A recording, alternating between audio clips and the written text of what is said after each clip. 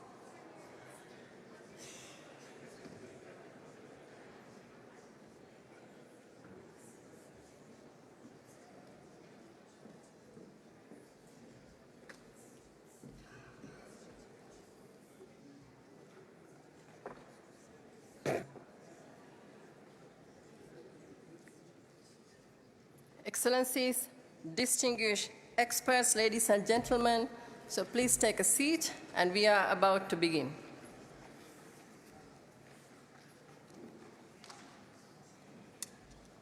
My name is Shamika Siriman. I'm the director of the Division on Technology and Logistics in UNCTAD, and it's my division that does all this work. And before I begin, could I please ask, I don't know where my staff is, there's an amazing team behind all this work, and I would like you to give them a big clap, and if my colleagues are there, I mean, please stand up, put up your hands.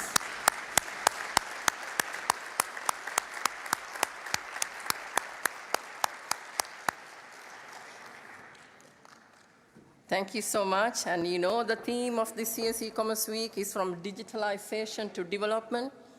And we have had a lot of discussions yesterday and today, and we will continue these discussions. And what we hear is, yes, digitalization is here. It's a transformative technology. It's not going to go away.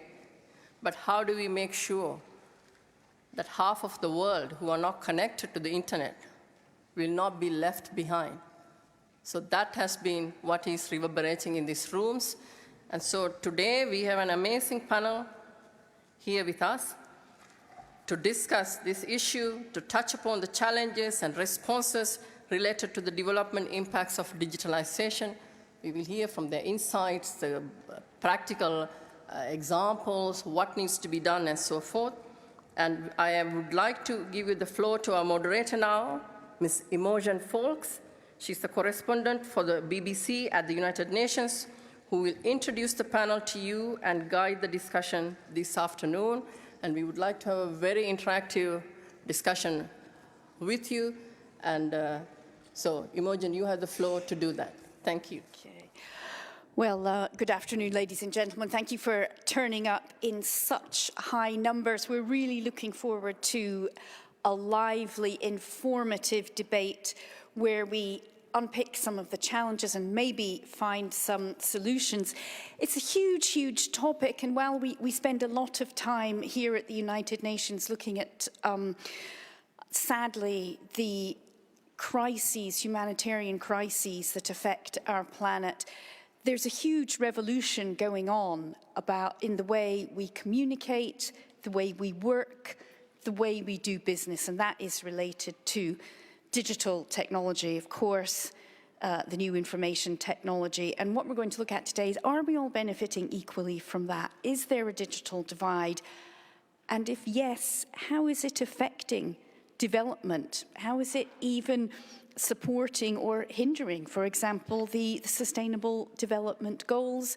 What can we do about it? That's what we're going to be debating today with a series of different questions, bringing in our panelists, of course. We also have government leaders and business leaders, industry VIPs. So we're looking forward to a really interesting afternoon. I'll just quickly introduce our fantastic panel here. We've got an amazingly broad spectrum. I'll just go round from who's sitting closest to me.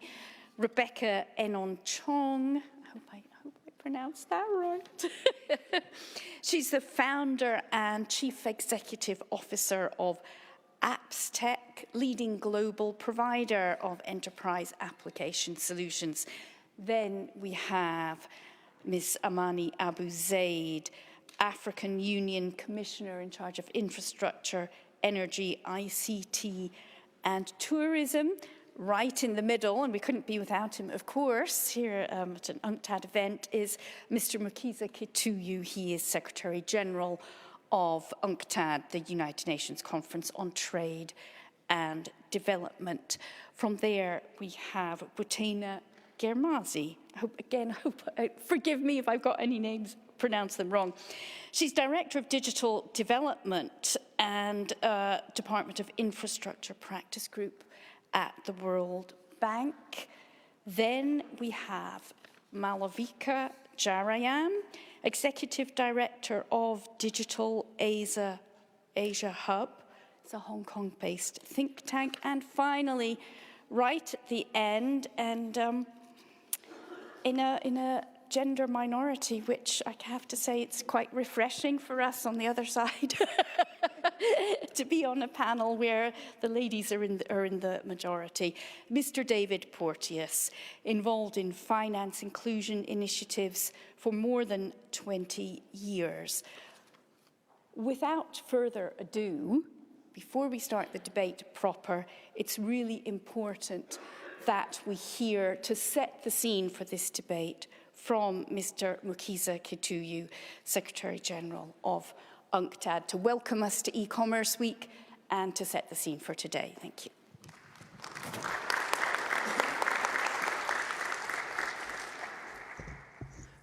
Thank you very much, Madam Moderator, Excellencies, distinguished participants, delegates, members of the distinguished panel, ladies and gentlemen.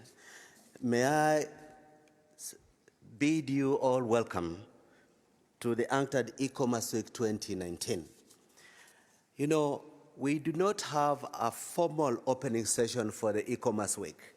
And if I may indulge you to use the next few remarks as a kind of formal opening of the E-Commerce Week, although we've had sessions for 1.5 days already. Today, as we participate in the 5th edition of the UNCTAD E-Commerce Week, we're glad to celebrate the depth of engagement, strength of partnership, and continuing attention that this process has developed, both for us as an organization, for the members of the United Nations family, and for the community of the digital economy across the board. As you know, every year we are seeing significant increases in the turnout of participants. And today, we have over 1,200 registered participants from some 120 countries present.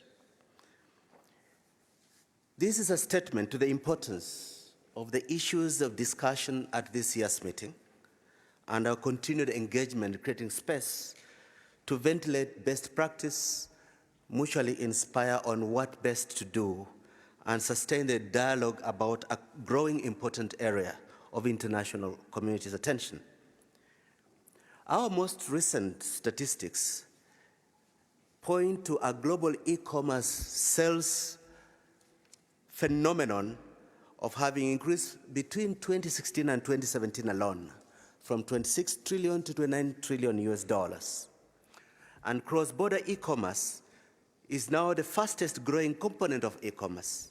For example, in just that period 2016 to 2017, the number of online shoppers making purchases abroad rose almost 40% to 277 million. The value of trading services that can be delivered digitally rose in the past decade by $1 trillion from 1.7 to 2.7 trillion. 8 of the world's top 10 companies by market capitalization today belong to this digital sector. 4 of them did not even exist a short 10 years ago as among the top 100 in the world. This is Alibaba, Amazon, Facebook, and Tencent. Digital data has become the central resource of the digital economy, but transforming data into monetary value requires not only ICT capacity, but also the skills to turn data into intelligence. With the world transforming as a result of digitalization, immense opportunities as well as significant risks and challenges are emerging. On the one hand, there is a risk that we can become overly optimistic that digitalization will remove long-standing problems and bottlenecks to inclusive trade and development. You can hear expressions like, once we get 5G and so on. That optimism has to be tempered with another reality. Benefiting from digital opportunities takes more than connectivity. There is also a risk that we focus too much on the downside and look for policy responses that may throw the baby out with the bathwater. Headlines in the past year relate to Cambridge Analytica or fears related to massive job losses due to automation, fueling much of public concern. The rapid pace of digital transformation is occurring while almost half of humanity remains unconnected to the internet. If left unaddressed, the yawning gap between underconnected and hyper-digitalized countries will widen, exacerbating current inequalities. Levels of digitalization will greatly influence the ability of countries to achieve SDGs, set for tackling challenges like hunger, disease, and climate change. Surely much more must be done to support trailing countries as they strive to integrate in the digital economy. Some international efforts can be recognized and appreciated. The OECD is going digital. We just celebrated 2 years recently.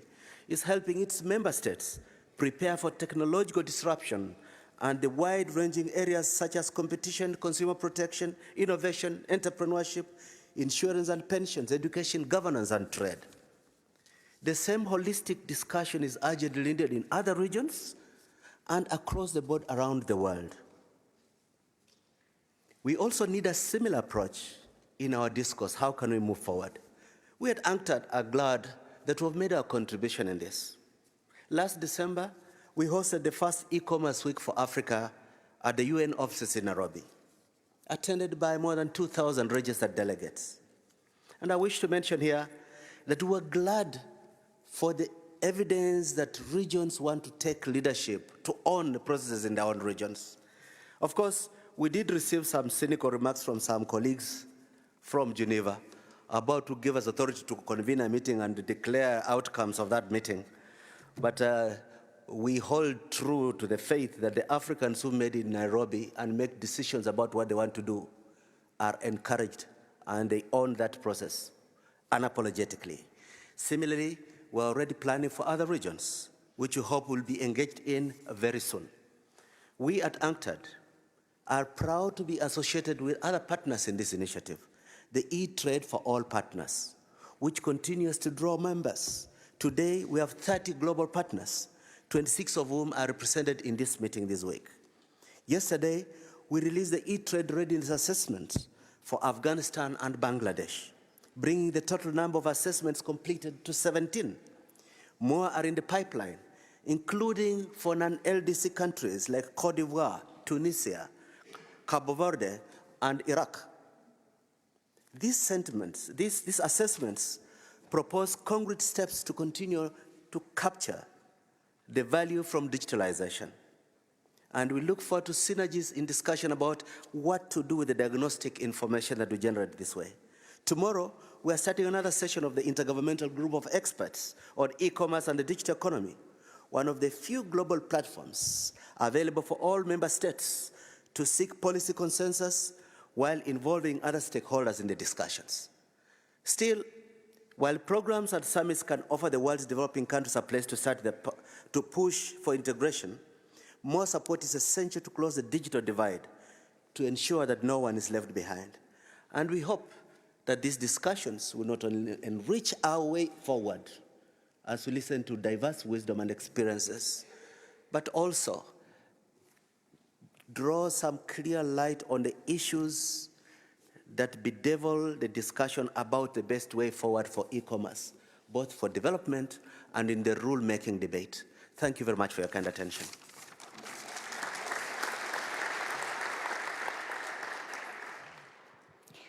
Thank you very much, Mr. Kituyu. I've got an opening question which I would like all our panelists to address, and that is, obviously, we can't unthink, we wouldn't want to, the kind of information technology, communication that we all, certainly sitting here in Geneva, we all rely on. Now, our hospitals wouldn't function without it. My business, no way would we function without it. But still, you know, some have much better access to this kind of technology than others.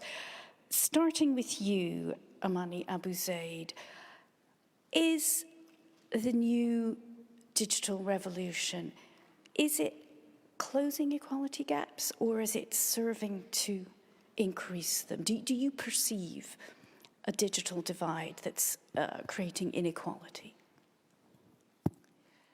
Thank you very much, Madam Moderator. And before I start, let me particularly thank my brother Kituyu, the Secretary General for UNTAD, for this important gathering in which I participate for the second consecutive year. This is important because our aim and the way we work in this commission, and I can also see my brother Zaw is here, the head of the ITU, is to break the silos, and this is very important.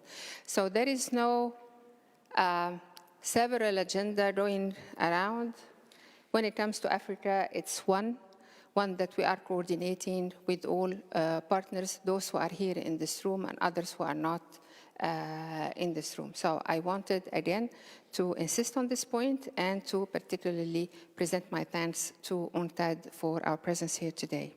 I would also like you, I was impressed by the number of people participating, the quality of the panel in particular, and as it was said at the beginning, people talk about women in science and technology or women in ICT. I think just take one look at this panel or the room, then you can already assess the progress that we made. So here we talk about equality or addressing the equality of gender. So already in this room, we have something that tells us that we are progressing. Now, is it the rate we would like to see? Not. It's not the case. And let me focus my comment on Africa this time. The continent is, when it comes to digitalization, is progressing very fast, probably more than some other parts of the world. So we talked about the leap or the leapfrogging in digitalization. Is it even or equal in all countries? It's not the case. Is it even and equal within the same country, urban, rural? It's not the case. So connectivity, physical connectivity across the continent is still an issue. The prices of access to the internet between urban and rural on the continent is still very high. We can see in some rural areas or rural areas pay the same as urban and even not minding the difference in income. The whole continent is paying for access to the internet sometimes more than threefold what in Europe a European citizen would pay for access to the internet. So while we're making progress, we have to be mindful of the connections, we have to be mindful of the prices, we have to be mindful of the gap in skills as well, within a country and across countries, especially that for the African Union particularly, our aim is integration. So we have here in our hands a fantastic tool, which is digitalization. Our role is to ensure that we all benefit equally, that the content of this internet or this digitalization minds also the local language and the local culture, so the content is also important. So whether it's the language or the content, whether it's the connectivity, whether they are the skills, whether the prices, these are all aspects that we have to take into account going forward. Otherwise, we will aggravate, unfortunately, the inequality, not only in Africa, maybe even in the world. Thank you very much. Boutina Girmazi, I'd like to hear your perspective on this. Do you see also a growing divide because of our increasing reliance on the new technology? And if so, what can we do? Thank you very much. So this is definitely a fascinating topic, and the discussion is happening at a year where we're very happy that we reached the 50% mark of bringing people online. So there is clearly a development here, but it took 50 years to take 50% of people online. And the key question for us, working in the development scene is how long would it take to bring the other 50%. So I'm very optimistic because, it was mentioned in the opening. I mean, this is something that is happening. It's changing everything. The rate by which digital grows is faster than any other sector of the economy, and it is expected to reach 25% of GDP. So digitization is there. It's changing everything. It's changing how we work, and it's changing the whole economy and providing a lot of promises across the whole economy. It's not a sector. It's really something that changed the whole economy. So is it inclusive? Not yet. So today we look at the rate by which countries have access to the internet. As Dr. Amani mentioned, it's not equal between countries, within countries. If we look within countries, within group, there is still a gender divide, there is still an age divide, and there is a divide by level of income of people. So people who are better off in the society have access to the internet and can use it for enhancing their lives, and people without access see the divide even deeper than before. So in a space where technology is really evolving very fast, the digital divide becomes more difficult because the rate by which those who have access to it becomes difficult for those who do not have it to access it. So I'm optimistic. I think what happened to bring 50% of people to have access to the internet, it's a great milestone. But I'm also concerned that without a concerted action that looks at policy dimension, investment dimension, collaboration, there will be a lot of people left behind. And the divide of a new class of poor, the digital poor, is something that concerns us as a development institution, as the bank. So that's one element. The other element, if we look at the digital divide, we need to look at it in non-static terms. And there is a new technology that is happening every day, not only on access, on connectivity, but also we live in a hyper-connected world where artificial intelligence is what brings the smart to connectivity. So when we look about the digital divide, we also need to be thinking about those new developments and how do we make sure that we have space where countries can leapfrog, and there are many, many examples around the world where country can really leapfrog, but in a non-static way. So optimistic, but it requires a lot of work, and it requires that, everybody interested in the space that we work together and, we sing one song together. Thank you very much. Rebecca Enonchong, we've heard the African Union, we've heard the World Bank. What about the business perspective? Is it a concern to you, what we heard there, the so-called digital poor? Yeah, obviously it is, because even as a business person, we're concerned about the development, I'm from Cameroon, of the continent. So yes, it matters. And I think that I'm so glad that we have an opportunity to be here, because so often the policymakers will sit in a room with very intelligent people that have done tons of research, but not include the people actually doing the work. And I think that we end up with policies that are really great on paper, but are not very practical. And so I'm really grateful to be here. Thank you very much for having us. I think there's so many things that are very practical that can be done to make sure that we have a more inclusive digital economy. I'm chair of an organization called Afrolabs. Afrolabs is a network of technology hubs and innovation centers across the African continent. We have 137 member hubs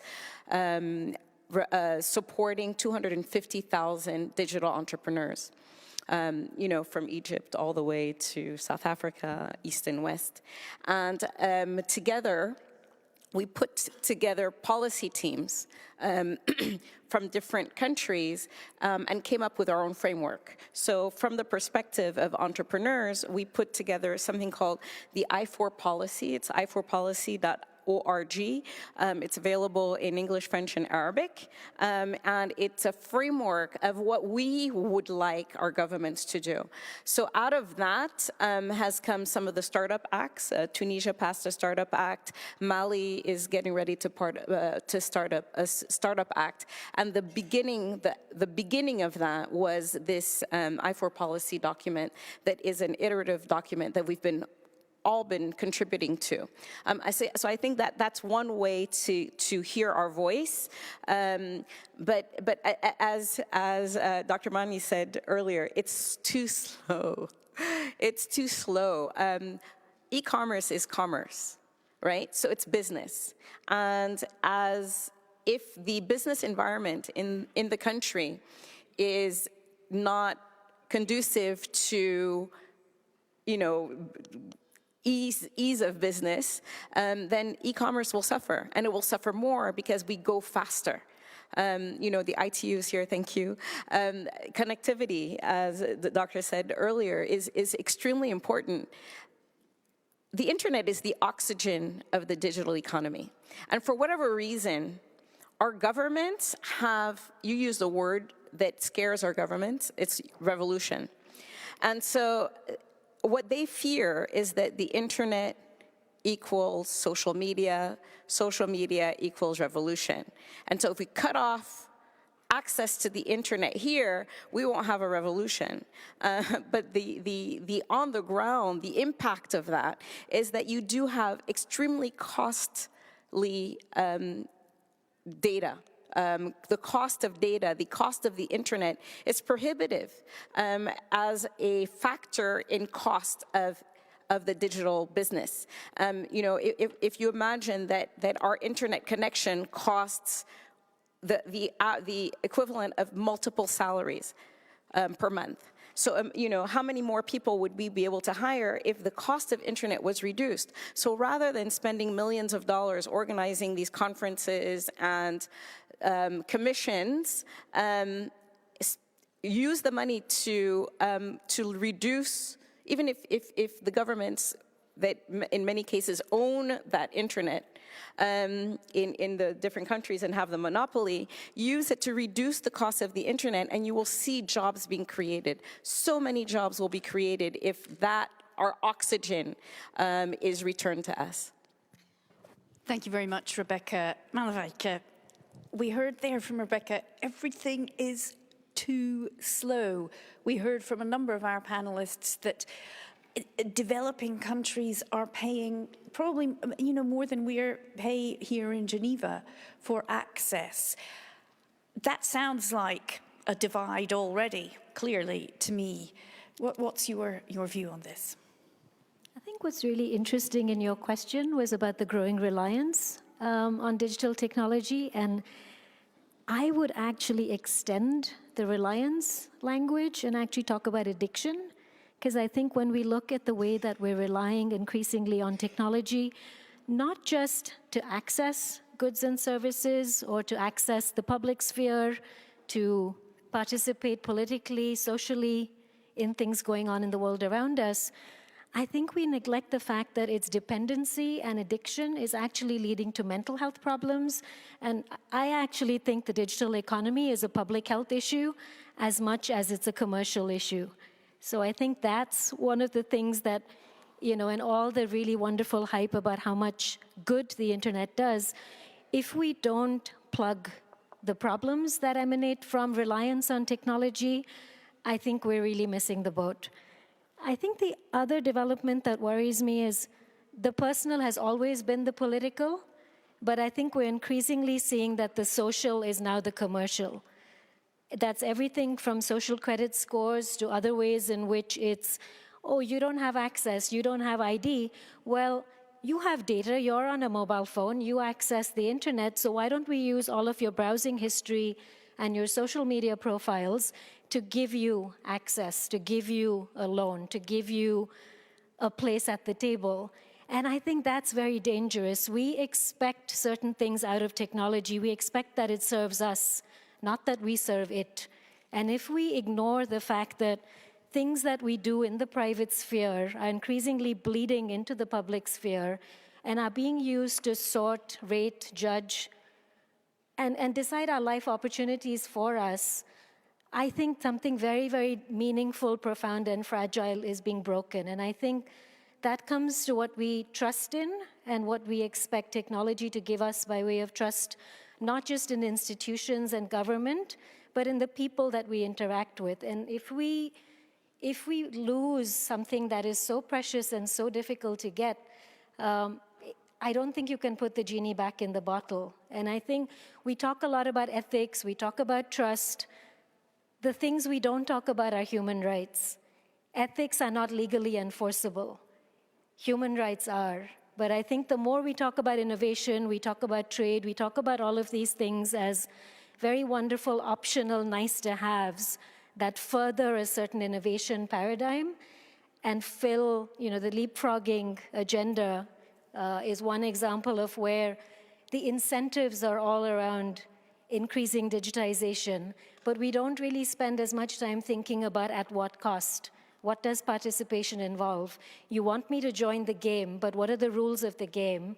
And if I can't play on the same terms as everyone else, am I being forced to play against my will? So I think the idea of development and of trade as being the ways that we look at the digital economy, they come with certain warning signals. I think unless you can ensure that people actually have a seat at the table and their voices are heard, as opposed to it being about diversity and inclusion as a buzzword, I think we're missing something because people know how to govern themselves in their own communities. There's a lot of local wisdom, there's cultural knowledge, there's heritage, and I think by flattening it out with a universal hegemony of vocabulary of what development looks like, which is usually top-down, patronizing, neoliberal, which someone else is telling you, you will be developed kicking and screaming against your will, that's something I reject. So I really hope that fora like this will actually bring in the voices that really matter, because we're not just users, we're not targets of development, we're equal participants. And the more we try and frame these discussions in anything except rights, because rights are an embarrassing word now, I think we miss out on a lot. Thank you very much. David Porteous, I could hear you nodding at some of the things Malavika said there. Is there a danger when we talk about the digital divide that we're so focused on countries that need to catch up that we're not looking at how they catch up and what they might give up to catch up? I think that's some of the point you were making there, Malavika. Imogen, yes, thank you. And let me also echo my fellow panelists' thanks to Dr. Katoy and to UNCTAD for the invitation here. This is my first time on this platform, but I was just reflecting, it wasn't my first time in Geneva. The first time was actually 13 years ago during the UN Year of Microcredit. And it was interesting for me just to reflect. Here we are with the week of e-commerce. I'm wondering if sometime in the future there's a year of e-commerce. And then I thought, no, actually, there's something much more than that already. There's an era of e-commerce that's upon us. And that's really the subject that we're discussing this afternoon. And so, Imogen, yes, I was nodding my head, partly provoked by some of the things that Malika was saying, excuse me, which I think deserve much further consideration. But building on some of my fellow panelists' thought, the divide I'm concerned about is this. It's the divide between us as consumers of digital media and as producers who can generate incomes, can generate livelihoods and so on online. And this has been the subject of a lot of our work recently in saying, while there are these access gaps that other panelists have spoken eloquently to, those are closing. They're closing at different rates in different countries. But by and large, the scenario is that many people in most continents will be users of social media. What's not certain is whether they'll be able to generate incomes that will sustain them and their livelihoods in the future. That's my concern about the growing digital divide that we see. And I think the questions we need to ask are, do we see signs that digital is healing that or making that divide worse? The addiction, for example, Malika, that you spoke about. And for me, the way I look at it is just by asking 3 simple tests, because I think you've asked us all here not to be simple cheerleaders, but Dr. Katui, as your speech said, to examine the evidence, to say what's going on here.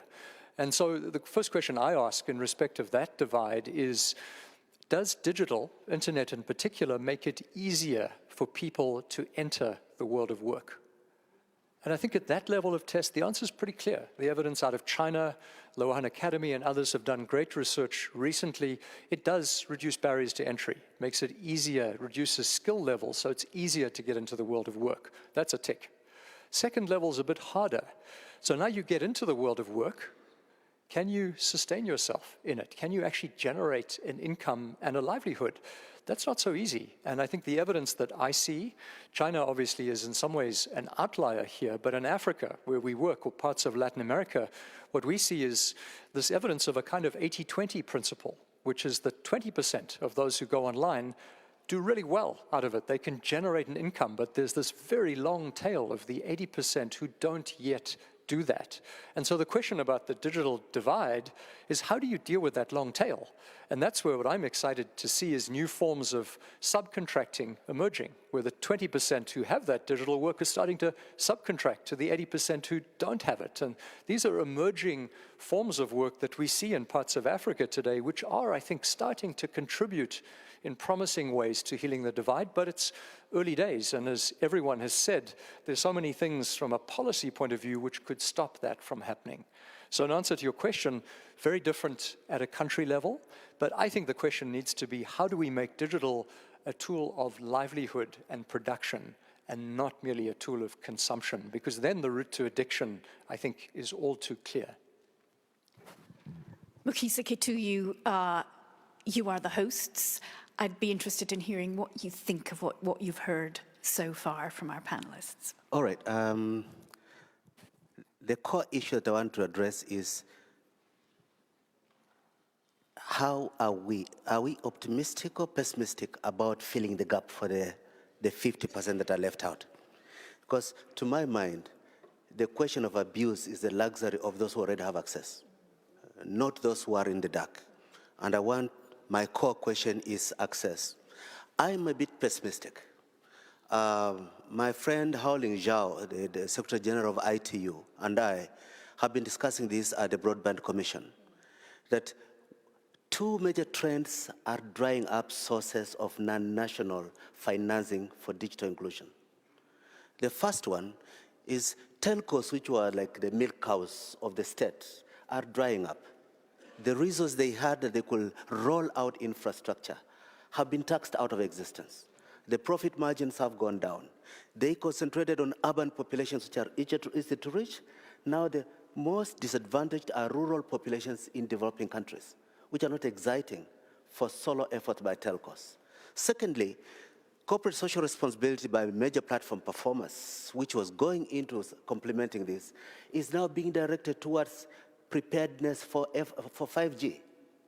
As we had at our last meeting over the past year, substantial attention is now funding the infrastructure for 5G in the developed countries, much more than looking at the developing countries.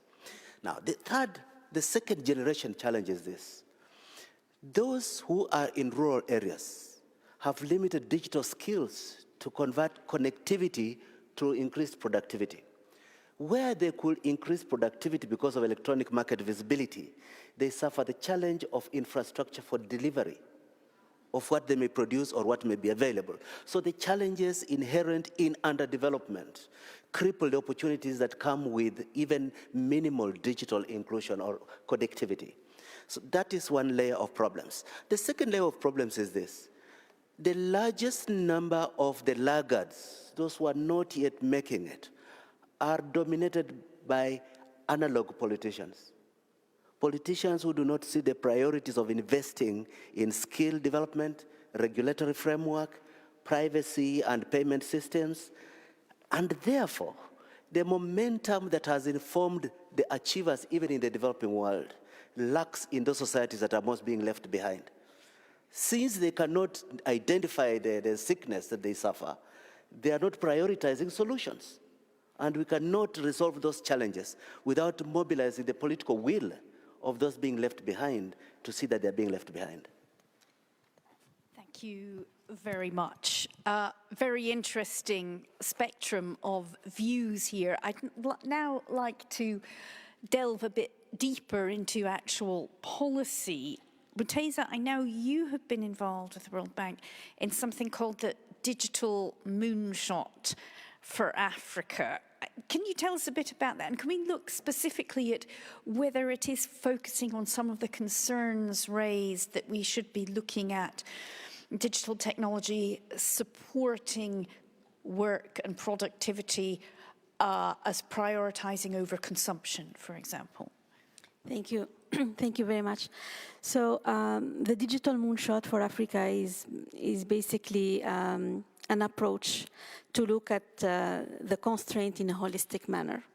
So we've been thinking a lot about digital infrastructure, but the point is if we bridge the gap on digital connectivity without looking at other key foundational elements, we don't get to digital economy that is inclusive. So the approach of the Moonshot is one that looks at 5 foundational elements at the same time. Digital infrastructure being the mother of all foundations. So it means having access to infrastructure at cost that makes sense. And it's, people do not need to pay half of their salary to have access to speeds that do not allow them to download applications. So digital infrastructure is a key one, but it's not sufficient. In addition to that, we need to have platforms. So when we think about platform, we think about ID, for example. A big part of our life now is moving online. If people are not recognized digitally, they don't exist. So the platform elements of the digital economy is very important. And the application on e-government are key.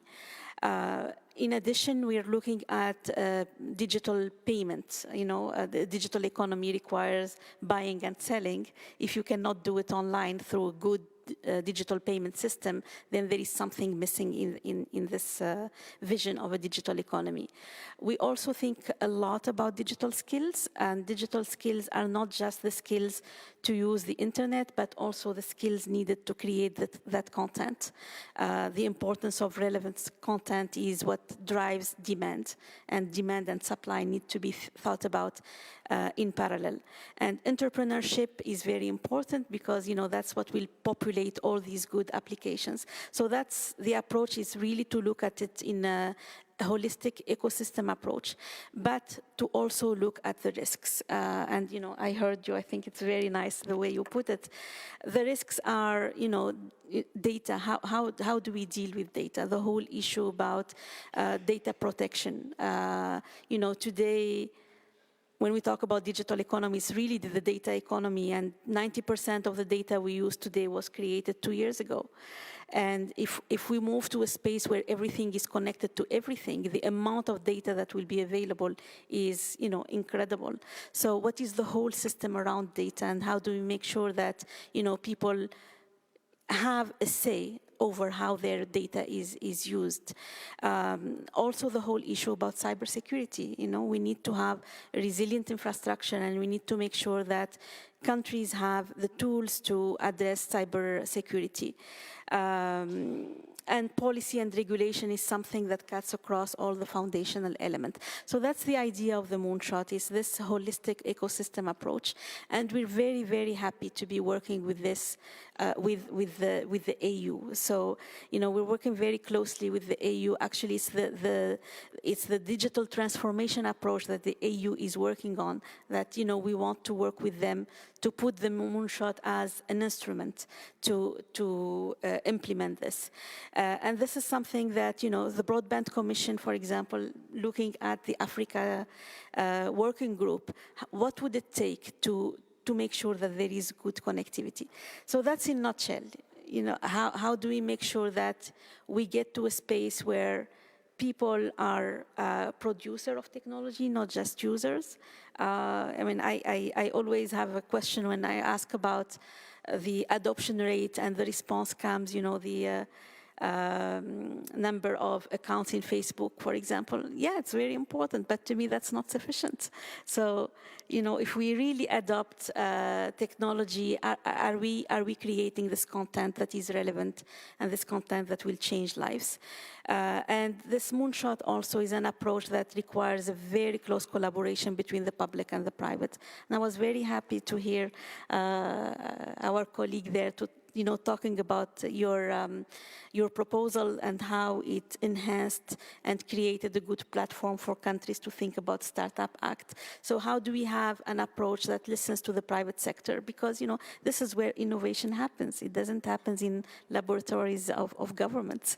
So how do we create that bridge between the public and the private? So that's the Moonshot approach to it.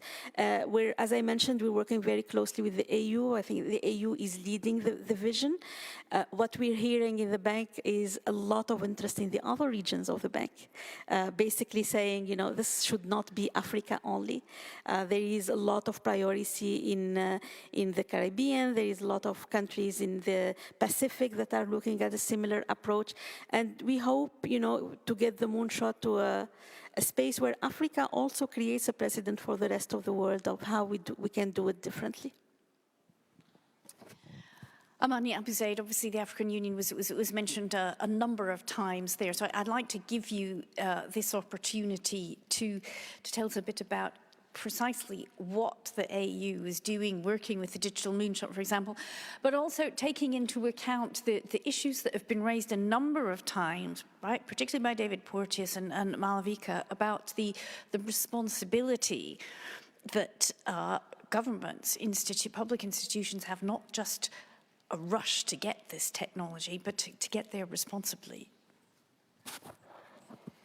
Thank you. I wouldn't know really where to start, but I think I know. My starting point is to say that I'm optimistic. We're not technology skeptic on the continent. When I see the women in the markets using the technology in order to have an income and an account with their names on it, I can safely say I'm optimistic, because this is the very first time probably this woman in an informal sector has something with her name on it, and also to have some financial means under her name. It comes with a threat, But the threat exists even with the traditional systems that exist now. Anybody can, and I'm sure you know that many of our banks across the world have been hacked. So empowerment, this technology offers new tools for empowerment that did not exist before. It's a luxury to say that, that there are threats here and there. It's only, as Mr. Kitui said, this is the luxury of those who have access. So for the first time, thanks to the e-payments, we're seeing the informal sector getting into the formal sector. The people are being recognized individually, thanks to the e-identity. The refugees who have probably no existence because they do not exist on paper finally have an ID to say who they are and to start getting the benefits. Those who are in some remote areas, they can get the subsidies or get government services, because now the local post office can deliver some of these certificates or needed documents through the e-administration or e-governance applications. So I cannot but be optimistic. And I'm seeing the transformation happening on the continent in a number of countries, some faster than others. It is encouraging. Now, is it a common policy across the continent? No, it's not. And that's what we want to change. What we want to, and I think it came in one of the interventions, I can't remember who. What we want to happen is that to elevate the digitalization policies to the heads of states level, for them to recognize how all sectors are transforming. Because digitalization is just a tool. We're seeing in your country, Mr. Kutuyi, we're seeing electricity in rural areas being delivered finally with solar panels in mini grids or off grids, and paid for with mobile money for the very first time ever, probably in history. So we are seeing now population getting access to energy thanks to this technology. So I want to elevate the matter to the level of the heads of states and make sure that these digitalization is recognized as central to whatever reforms or developments or the development agenda in our own countries and across the continent. And that's the essence of the digital transformation continental strategy, not to be an exception or one that is doing well, Kenya is doing great, and the other, and so on and so forth. No, no, no. We want it to be Africa is doing great when it comes to progress, and without having to go through the traditional or the conventional path that was prevalent since the first, can I use revolution? First industrial revolution. So it's not that path. We're adopting a different path in Africa, and we want it to be different because we're dealing with different realities now. The issue for us is not just threats. The issue for us as an institution this time is that technology is going very, very fast, much faster than policies or regulators can cope. So you can develop a very nice policy or strategy or regulate, but it takes just in 2 weeks' time, this has changed completely. This brings us back to how do you deal with threats? Threats, of course, and I really listened very carefully and very attentively to the very pertinent points that you raised regarding the threats, for instance, not only on human rights, and by the way, at the African Union, our human rights committees are taking into account the threats posed by the digitalization as well as the opportunities. So we're aware, and especially for children. And the threats also to children's security and safety are real and important. So the cybersecurity laws, we're toughening that up. And Africa, and I'm saying Africa specifically, woke up at the leak by Cambridge Analytica, and I'm sure you know that civil war would have erupted in at least 2 or 3 countries across Africa because of the misuse of some of the data and influencing data in certain ways, the behavior of users. So this is how powerful and threatening it could be. So data protection, we're putting together, we have a convention that was developed some years ago. Now countries are getting back to the convention to ratify it. We're working with European partners, for instance, on internet governance and internet cybersecurity. We are working on the capacity development across the continent to raise awareness, but also to capacitate our governments and our people on how to deal with security threats online. And we're working with all partners, and well, you heard from Ms. Busaina about the strategy, but also our partners from Europe. I'm sure they are here in the room. I cannot see them. I mean, identifying specific areas to work on, either through the task forces, but also a special program that was launched last year on cybersecurity, data protection, internet governance. So in summation, I am optimistic. There are things we can do and we should do. Africa is progressing on its own path. We are cognizant of the threats, but we cannot be afraid forever. We have to, while we are addressing the progress, we're also addressing the threats and trying to avoid them. Thank you. Rebecca, you've heard the World Bank, you've heard the African Union. Is this music to the ears of business? I mean, you were clearly frustrated. You said earlier, everything goes too slowly. I mean, you know, frustration is, I mean, entrepreneurs are accustomed to frustration. So it's not a barrier per se. It slows us down, but it doesn't stop us. You know, I think one of the wonderful things about entrepreneurs all across the world is that we're resilient, we're optimistic, always, you know, no matter how difficult today is, we know that tomorrow is going to be better. And we're so sure that the solution that we have is going to revolutionize the world. I hate to use that word because I'll get in so much trouble in my own country. But I think that as our economies, as our digital economies are maturing, government, and you talked about regulation, they're regulating in the wrong way. In that, we saw the advances in Uganda, in Tanzania, that were like on the forefront, Kenya. And then those governments have now put laws that have harmed the same economy that has been giving them success and money. And it's incomprehensible. You know, the social media tax and the mobile money taxes that are very harmful. That is not how to support a digital economy. On literacy and the fact that women, you know, and rural women are using technology, they might not even know that they're using technology. Right? You ask a rural woman if she's like, does she know the internet? She doesn't know, but she knows how to use and transact a mobile money transaction.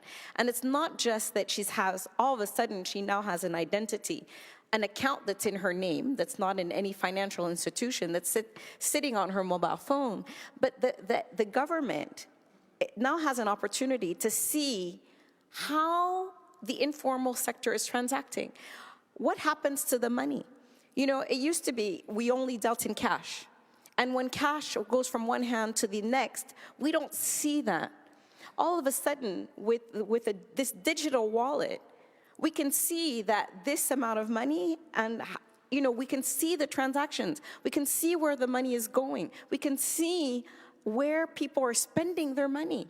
This is huge. And that benefit alone should be enough for the governments before starting to tax the use of it, which will reduce the use of it. So, you know, we sometimes, I love that word, analog politician, because we have way too many of them. You know, I think that rather than teaching the digital literacy to rural women, we really need to get our politicians, you know, digital literate, because digital literacy has nothing to do with education. You know, I know WhatsApp has become a tool that Facebook is kind of coming to grasp with what WhatsApp represents on the African continent.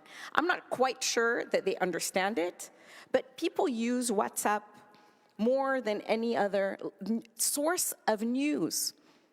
And we don't understand the difference between what's true and what's not. Right? So the fake news, it gets transferred and transferred and transferred. And I got the same very fake news from my driver and from my lawyer. You know, it was a fake. Neither of them understood that just because it's transferred to you, it doesn't mean it's true. And so the information and the fact that content is coming from these companies that thought they were technology companies. You know, so Facebook is thinking, hey, I'm a tech company, I'm a platform, I don't produce content. But people believe that, oh, Facebook said, right? Or WhatsApp said. Not that somebody that I follow or somebody that I'm friends with or somebody that forwarded me the information said such and such. So and this is where we talk about risks and opportunities and threats. It's really looking at those platforms and seeing that they are now figuring out that they are in a business that they never thought they were in. And having to deal with that. And how do you deal with that when you don't really, I mean, I've talked to Facebook people, you know, not just in Africa, but outside, and I don't think they have any idea how important WhatsApp is. Because we're not using SMSs. In the developed world, SMS messages, text messages, are part of your mobile account. Like, you know, when you get your subscription, you get unlimited text messages. We don't have that in Africa. Every text message costs money from our prepaid account. And so being able to pay for a subscription, and some of the telecoms have done this, a WhatsApp subscription. You only have WhatsApp, or you only have Facebook, and you only pay for that data. And being able to send many, many messages. My driver, again, he didn't realize that he didn't have to pay for each WhatsApp message. So he would get my WhatsApp messages and he would read it, but he didn't want to reply because he thought there was a cost to it. Realizing later that, hey, there's no cost to this. I can send messages. I think that's part of the digital literacy, and it's not limited to educated people, to uneducated people. David and Malavika, just to say, so I got to use revolution, you got to use the term fake news, which I didn't want to hear. But anyway, David and Malavika, surely Rebecca there is making an argument for some serious responsibility on the part of digital business and some serious policy on the part of governments. You can choose yourselves who wants to go first. Certainly. Yes, absolutely, serious responsibility. And I think the responsibility grows even more when we look at what people are starting to do. So, Rebecca, we've been involved in doing research recently looking at emergent categories of entrepreneurs who are informal, yet using those tools that you're talking about, WhatsApp, Instagram, and so on. These are people we call iWorkers because they actually got introduced to them as social media tools, but they're starting to use them as productivity tools in their businesses in ways that were never intended by Instagram or WhatsApp. We think of people who are saying WhatsApp is basically their customer relationship management system in the developing world. Instagram is becoming a kind of shopfront. And what's exciting about that, which brings the responsibility, to your point, Imogen, is that people are finding a way to use tools that weren't intended for that to overcome the divide that they face. And so the divide that they face is, at least in the African context, the number of entrepreneurs who can actually get onto e-commerce platforms today is still pretty small in relation to the number of entrepreneurs which are out there.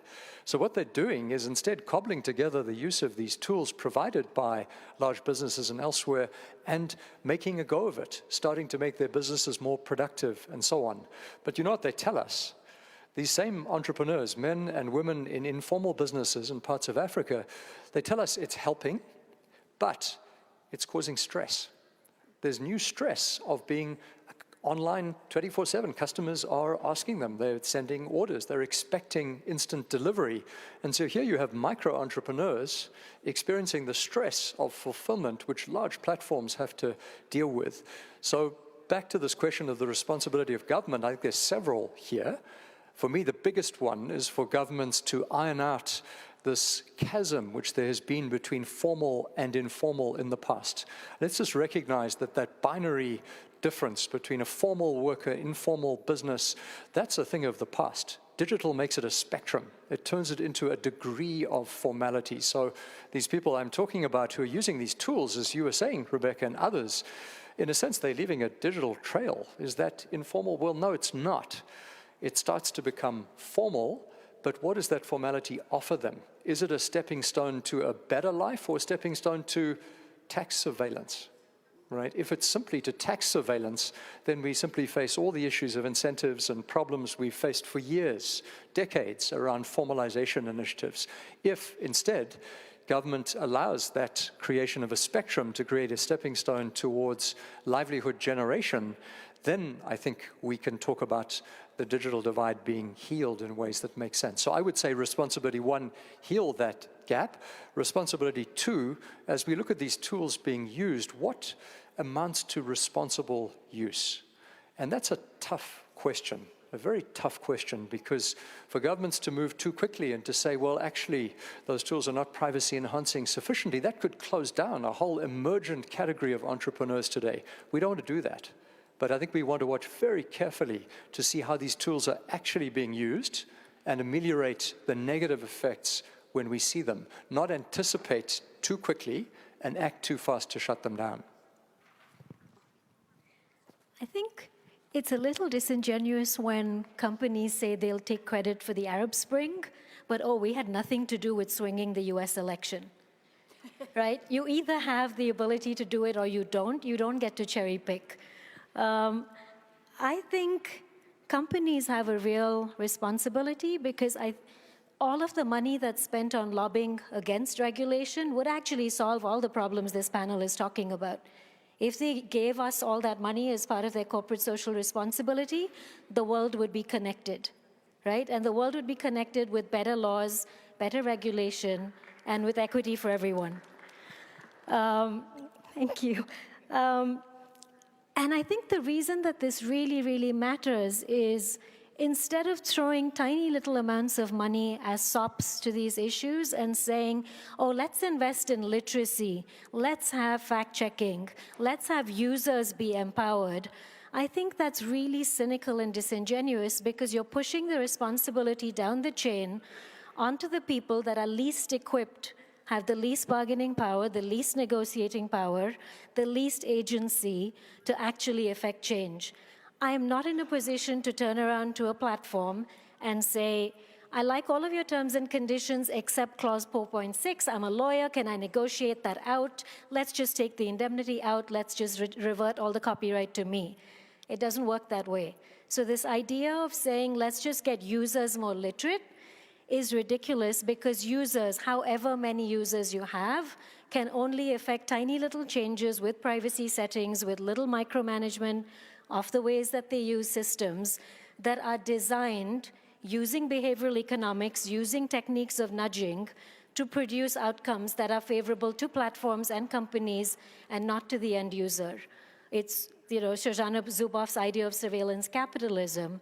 And I think the only way that platforms can actually realize the full potential that is respectful of values and of the real empowering potential for people is to make changes at the design level, at the platform level, because they can do it at scale, rather than having individuals opt in, opt out, and work through all of these settings. So I think this idea that, yes, you need to equip users with tools, that's great, because that should be a right anyway. But to use that to abdicate platform responsibility, that I don't agree with. Thank you very much. Well, again, very broad spectrum of views, some perhaps incipient disagreements, I sense. I'd actually like to bring in our government ministers now. We're privileged to have two, Ms. Lantasoa Rakotomalala, sorry again, and Pedro Manquello, Minister of Trade for Madagascar and Vice Minister of Trade for Paraguay. I'd like to hear from both of you. First, Ms. Rakotomalala, what are you actually doing as a government to address the issues, to address this issue of a digital divide? From both of you, I'd like to hear. And feel free also to challenge the panelists, ask them questions about the type of policies, ideas that they have come up with.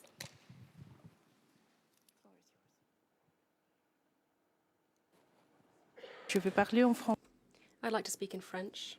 Yes, indeed. Currently within the government in Madagascar, we have completed our assessment on the e-trade readiness assessment, and we're going to use that data to construct a policy which takes into account all the issues which have been mentioned just now by the panelists. Yes, work remains to be done still, mostly for personal data protection and e-transactions and e-signatures.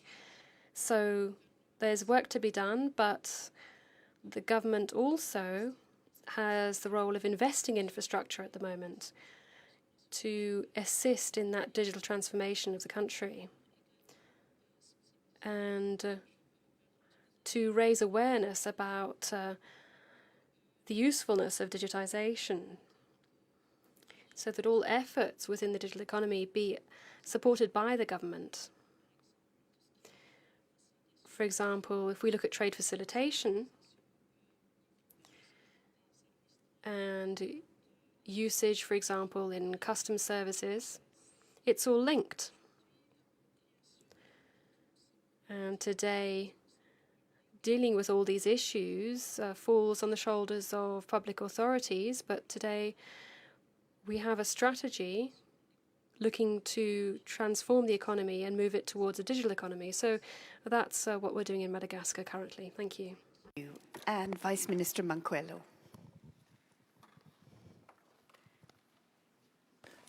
Good afternoon. Well, I think that in general, Latin America and Paraguay more specifically have had an experience of changing the model where the state is very interventionist and takes a long time to achieve things. And with private investment, especially in technologies, the jump forward that has been made, having computing and telephony systems, well, we're never going to be able to achieve this unless we develop our technology. And so I think that the participation of the private sector can help to move forward in that way. And the responsibility of the state is to concern themselves not only with ensuring that small enterprises have the opportunity to participate on a level playing field, on an equal footing, but that they also take into account consumers as well. Data management and the possibility that companies may capture data from individuals and use it. And in this morning's panel, we talked about cybersecurity. And a member of academia from Canada talked about studies in Canada where 40% of MSMEs, and indeed this extends to 60% of some companies, suffered some kind of cybersecurity attack. So the question really is, how can we prepare and defend small enterprises who quite often don't have the resources to invest enough in technology for the prevention of cybersecurity problems? And what we share also with other colleagues from countries in Africa was that, as well as the need to invest in a legal framework, which should be based on, for example, ancestral models, we also require investment in infrastructure. The challenge lies in maintaining these systems. Technology moves forward quickly, so it requires investment. It requires sustainability, and it requires management. We think that a public-private model could be an interesting way of doing things. It could make the most of the rapid evolving private sector and the regulatory force of the public sector. So that's what we're working on, to interact with our colleagues in Mercosur. We are negotiating with the European Union, with the e-commerce capital, and a chapter on that specifically. And the aim is to ensure that the benefits provide an opportunity so that in the future this kind of trade can be a benefit to all. And I think that today the question is not whether one should or should not use e-commerce. It is a reality. The question is rather, what can we do to ensure that this reality is inclusive? What can we do to ensure that the basis of trust is not placed at risk because of cybersecurity attacks or attacks on the deep web, for example, which is a threat and which requires ongoing monitoring by specialists. And finally, I'd like to thank you for the opportunity to participate on behalf of my country. And I'm grateful to be able to represent some countries in my region too. Thank you very much, and we do commit to continue working hard with you. Thank you. Well, thank you both very much. I'm actually interested in bringing UNCTAD in again here. Mokisa Kituyi, we heard there, obviously you can't unthink e-commerce, and the developing world can't opt out of it when the developed world is already in it up to its neck. But how to ensure that it is beneficial and inclusive and protected? What can UNCTAD do to support developing countries in this particular challenge? Okay. First of all, not all developing countries are staying out.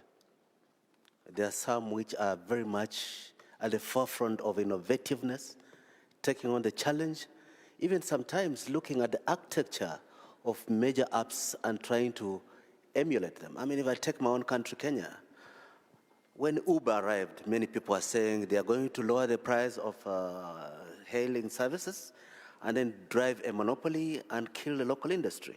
What happened in Kenya? Two companies looked at what Uber was doing and developed taxi hailing services. Between them now, they have more customers than Uber.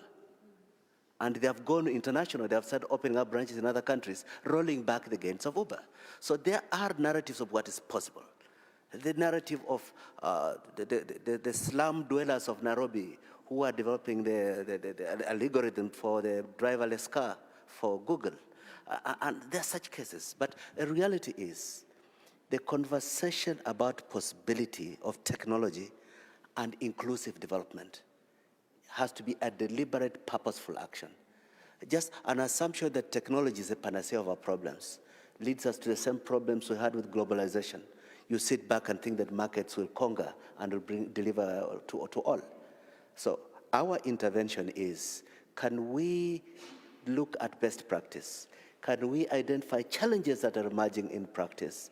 Can we involve in dialogue on how to mitigate the negatives and build on the positives to unlock the potential of inclusion and wealth creation and market access through the digital revolution?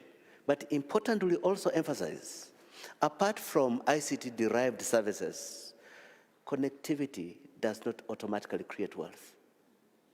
In goods trade, building productive capacity to have something to sell electronically is more important than just being able to be visible in the marketplace. Otherwise, we're just a consumer. And that is not a developmental paradigm that we can sell to anybody. So the whole ecosystem of productivity, connectivity, and being there with the opportunities is a discourse that we're encouraging. And the most important step so far has been the e-trade readiness studies that together with our partners, we have been building as a contribution to this discourse. Thank you very much. Thank you. You'd like to come in? I very much agree with what Mr. Kituyi, my brother, just said. I just want to add an element that's of essence also for us in Africa. What is it that we're trading with e-commerce? Are they African goods or non-African goods? Because if we are trading with non-African goods, so we're just creating on the continent instruments and tools and technology to benefit others. So the aim here, and this brings me also to the other hat I'm wearing tonight, because I'm also sitting for my brother, the Commissioner for Trade and Industry. So the aim as well is to industrialize the continent, to ensure that we have the products and that these products are tradable and they go across borders, and that we have the infrastructure to make them go through the borders, and that we have the air transport to lift them. So it's not by coincidence that we, at the same year that we launched the free trade area, earlier we had launched the open skies and liberalization of airspace. And only less than 10 days ago, we were working, we were meeting with the UPU and the Universal Postal Union and the African Postal Union to ensure that they deliver, that they are capacitated in order to deliver also the goods that are going to be traded. So I just wanted to emphasize that in Africa, the challenge goes further. It's not just about the e-commerce, but the tradable goods and the means to trade, and also the transportation that goes with it, and the human or the companies or the services that are going to deliver these goods. So this is what, in addition to what my brother just said. I see Buteza wants to come in there, and then Rebecca. Thank you very much. So I think there are common themes out from the discussion, which I think gives us all comfort that, together we can, right? So, the element of the ecosystem is very important, and I think it came across very clearly in all the intervention. The other point, building on what Dr. Amani mentioned, is the regional dimension. So if we look at, Africa is an example, but we can also look at other regions where in this space, thinking big makes a difference. And, when countries, each one think about digital in an isolated way, they don't create the mass that is needed for the sector. So, pushing for regional solutions, I think, is a very important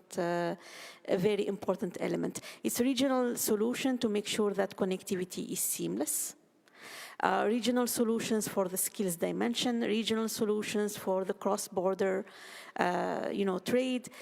Data doesn't know borders, so do we need to have a regional approach to how we, govern data. So the regional element, I think, is a key element in this space. It is clearly a space where, the fittest are the ones that stay till the end. And being fit in this space requires that we think big. So I just want to make sure that the regional dimension is taken into account seriously by policymakers across the world. Rebecca. As I said earlier, I think it's a win-win between some of these platforms and the users. I don't think we should see it as a confrontation between one or the other. I think that's the role of policymakers, to kind of find the intermediate, because nobody's going to go into business just if they don't see a benefit in it. And seeing a benefit for business is not necessarily something that's bad for the users. So I think that, if we see it as a win-win, I think that then we can sit down and talk to each other about how to best build these platforms so that everybody benefits, and the businesses that are businesses and the users, rather than having a conflictual relationship between the two.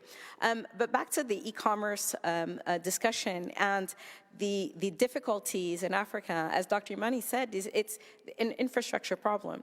So you have e-commerce companies that started in Africa thinking that they needed to build a website that people needed to click on, or an application, mobile application that they needed to click on to. But then, they become an electric company because they have to buy a generator. Who budgets that when you're looking at, so they need to be a water company because they don't have running water, and so they have to build wells in order to have access to water. And then they have to find a way to you have to have 3 internet providers instead of just 1, because 1 or 2 are going to get out of service. And then you have to have a satellite dish just in case the fiber optic in the country goes out. And then you have to have couriers that will then go and deliver the products and services, because there's no postal service to deliver. There's no UPS. And so you think that you're doing like a tech company, but actually you're having to build out the entire value chain. And that's where we need help. as businesses is that we really need the government to do its job and handle the infrastructure so that we can be good at what we do, which is building the platforms. Yeah, so that's really what I want to say. Malavika, I'd like to bring you in here because you've approached this debate with a very healthy degree of skepticism, which we probably need. Do you take the point that Amani made that it's not just that there's e-commerce, but in the developing countries, it is what is being traded? One of my colleagues, Anya, said something very interesting a while ago, that this idea of trade-offs and bargains is something we talk about in the privacy universe. You don't hear that with any other human right.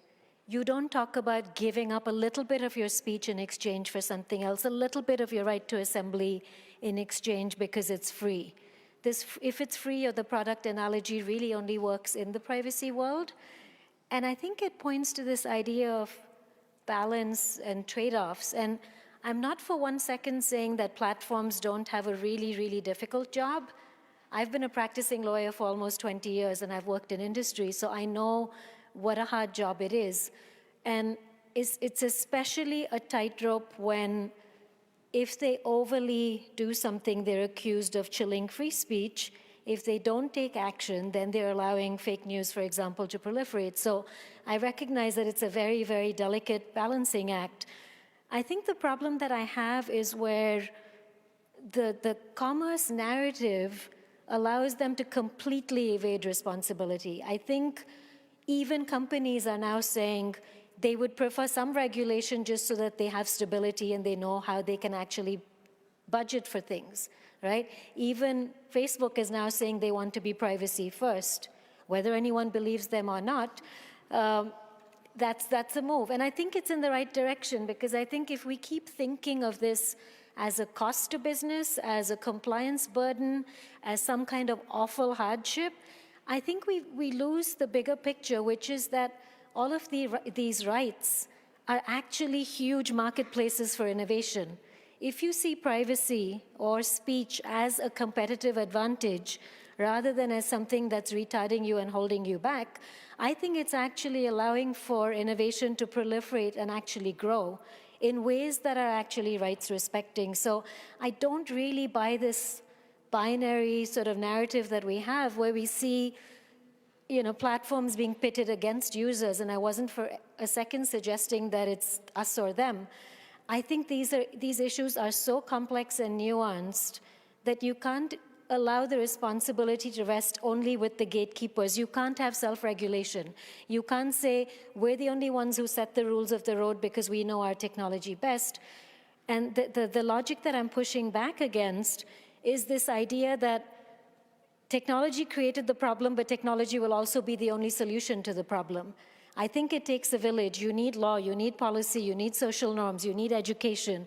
You need all of these things. And I'm not at all trying to say that platforms should be the ones that are heaviest hit, but I'm saying that they can't evade it because they're the ones who can make the most immediate changes in terms of design, in terms of having more women as technologists and as people producing it. So I think it is something that platforms are meant. The word itself represents something that's a public good. And if we forget the idea that it is a public good, that people might not just see Facebook as something social, but as something that's integral to accessing the rest of the world, to having a global presence, to being seen, whether it's something on an identity perspective of visibility to the government or the world, but even something as having their products and services be seen on a global stage. So I think seeing them only as something that's optional and that people can choose to boycott it, stay, or go as they wish, loses sight of the larger picture that for some people they cannot afford to leave. So I think that's where I come out on this. David, I'd like to bring you in here. We know that e-commerce in the developing world is going to be a big opportunity, for certain companies. and I'm going to ask you this question as well, Rebecca. So, great opportunity. What about the responsibility of these digital media companies? How do you see that? Do they have any? Should they be opposing regulation? Should they be accepting whatever governments propose? No, there's no question. As I was saying earlier, they have responsibility. The question is what responsibility? And that's where I'm with you, Marilaka. There's a complex set of trade-offs to be negotiated here. And I really like the framing of this not as being simply a cost of compliance, because if we get into that mode, I think we kill it before it starts, right? So I think the responsibility is this. I think the responsibility is in each national setting to have a discourse over what does it mean to build trust.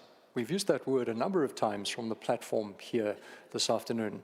And to me, that's a conversation that actually goes beyond simply the language of rights to data. That's an element of it, but it's not sufficient. It's well beyond that. So here's an element of the responsibility I think platforms have. I think trust building involves effective recourse when things go wrong. It means taking responsibility when things go wrong. That means having in place the recourse systems that work.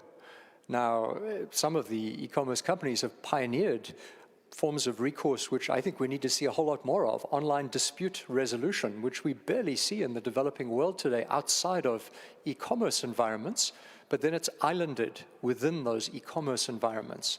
I would like to see companies take responsibility for a discourse with governments that said, let's build standards for this, that make the dispute resolution possible inside and outside our ecosystems.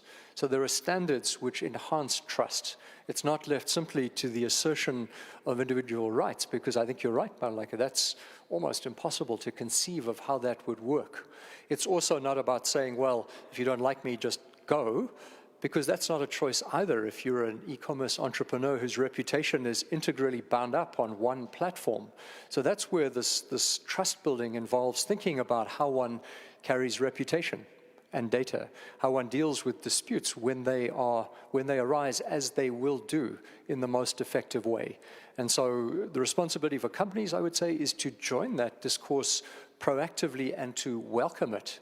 I don't think self-regulation is the full answer, but I think there has to be standards within which those frameworks are set, which allow for the general standard to be raised, not for a very balkanized and isolated framework as we tend to have today in most developing economies.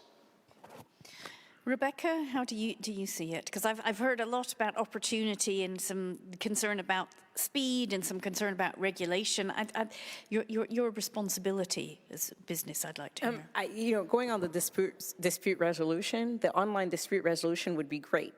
But we have an issue, is that the whole judicial systems in many of our African countries are not reliable as a form of dispute. So the last place I want to see government, again, is in online dispute resolution. So from an entrepreneur's perspective, the least government intervention, the better. I get it. I get that we can't be trusted, blah, blah, blah, to do things the right way. But we are citizens of these countries. We're users of our products, right? So it's not in our interest to have an entire ecosystem that rises up against us. So trust us a little bit to do the right thing. We're not these, crazy people that always just want to steal your data to do bad things and make tons of money off of it. We are responsible citizens as well. And the more we build our own systems and stop relying on systems that are coming from the US that don't have us as a target. They don't care. We don't care about our privacy. They don't care about the way we use our products. But over and over again, it's so difficult for an African, in my case, to sell to Africa. So many times, I think at the AU summit, or the breakfast meeting we had, it was very interesting because we were talking about digital identities and how important that was. But the person that presented, who was very, very talented, very smart, was from India. At one point, we have to buy our own dog food. And we really need our governments to buy from us and to trust us, because our own value system, our own cultural value system is entrenched in the technology. You know, we talk about AI. I mean, this is huge. You know, when you have AI that doesn't recognize who you are. So I think that part of the solution is allowing us on our various continents to build systems that are inclusive of our value system. And, you know, for government to create frameworks within which we can function, but not oppress us, which is the way it feels right now. I'm going to turn to our business leaders. We have Mr. Wong from Alibaba, and I think this is a perfect point to bring you in, because we're talking about the responsibility of the big social media giants, and you'd be one. Thank you for this opportunity to address the group, and I always love to see entrepreneurs on panels to add some fireworks to the discussion. But I think that the conversation has been very comprehensive. And I want to just share a few thoughts from our vantage point, the private sector. I think, first of all, it's important to recognize that we're in an unprecedented era where we're on the verge of creating a new development model for the world using technology, because never in the history of mankind have we been able to reach so many individuals and enable them and empower them to access goods and services, but also provide financial resources to small companies that most companies in the past have ignored.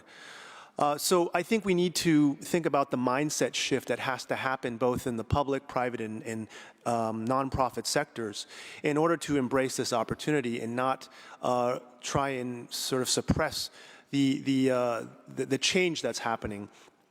I also think that what's very unique about this technology revolution that we're discussing is that for the first time ever, the threshold for access to adoption of the technology is lower than ever, because the level of sophistication required to access the technology is very accessible for all. And that's not only in terms of the training required, but also the cost to access the technology, because mobile handset adoption now is giving access to anyone from cities to rural areas access to the internet. The second thing I'd say about what's different about today is the new economic paradigm.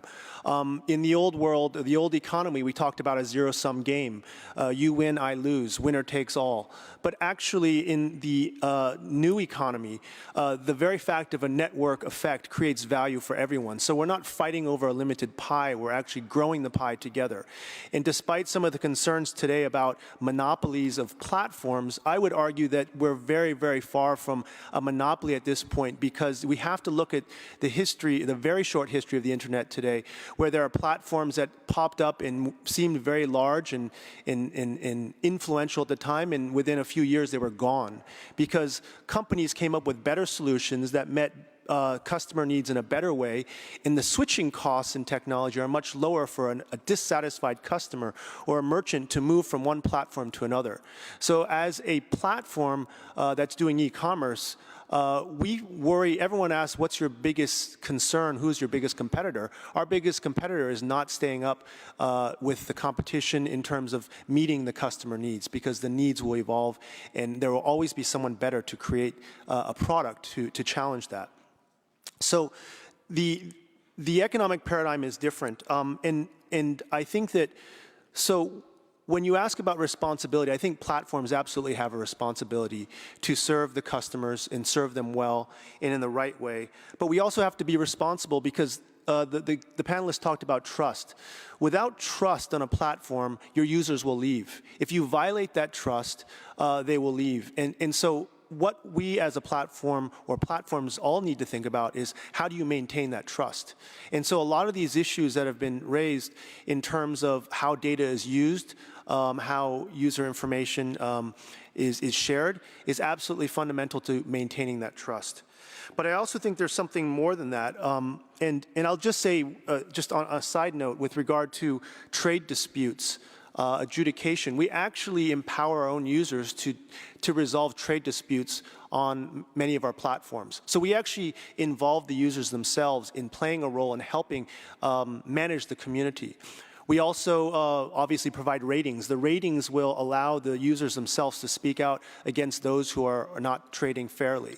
And in terms of IP, a very important area for a company like Alibaba, IP protection is paramount, and so we do what we can to get in front of this using AI and big data, but also empowering the brand owners themselves to help police and monitor the marketplaces so that everybody plays a role.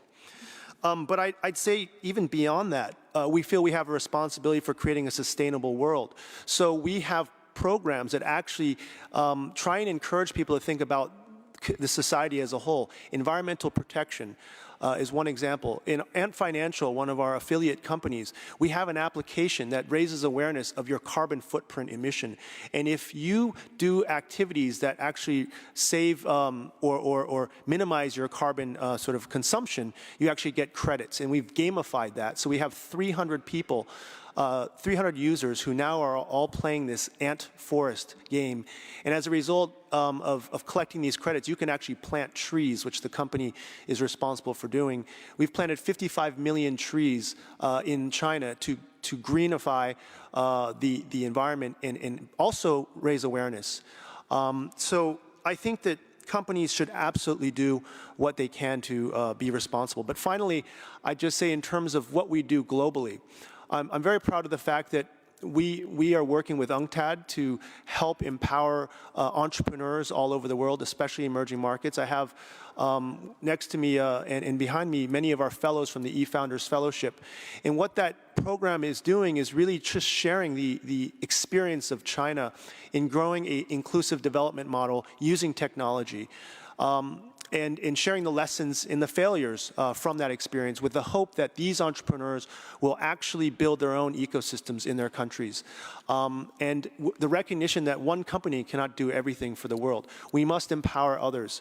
But as I said in the very first statement of my sharing, in this new digital paradigm, network effect creates value. So the more ecosystems that are linked together around the world, the more value you create.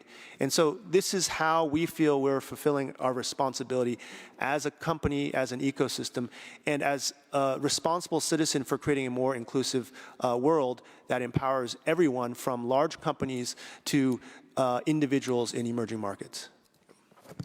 Thank you very much, Mr. Wong. These are some quite innovative ideas.